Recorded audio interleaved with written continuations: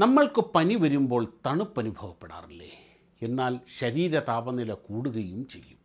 ചൂട് കൂടുമ്പോൾ തണുപ്പ് തോന്നുന്നത് ഒരു വിരോധാഭാസമായി തോന്നുന്നു. സത്യത്തിൽ ശരീര താപനില കൂടുന്നതോ കുറയുന്നതോ അല്ല തണുപ്പ് തോന്നാനുള്ള കാരണം. ശരീരത്തിന് തണുപ്പ് അനുഭവപ്പെടാൻ രണ്ടവസ്ഥകൾ വേണം. ഒന്ന്, ശരീരത്തിൻ്റെ താപനില പരിസരത്തിൻ്റെ താപനിലയേക്കാൾ ഉയർന്നിരിക്കണം. ശരീരത്തിൻ്റെ സാധാരണ താപനില 37 ഡിഗ്രിയാണ്. അപ്പോൾ പരിസരത്തിൻ്റെ താപനില 25 ഡിഗ്രി ആണെങ്കിൽ താപനിലയിലുള്ള വ്യത്യാസം 12 ഡിഗ്രിയാണ്. അത് നമുക്ക് ശീലമായതുകൊണ്ട് നമുക്ക് അനുഭവപ്പെടില്ല.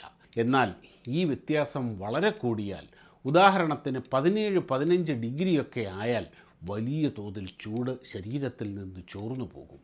നമുക്ക് ശരിക്കും തണുപ്പനുഭവപ്പെടും. പനി വരുമ്പോഴും സംഭവിക്കുന്നത് ഏകദേശം ഇങ്ങനെയാണ്.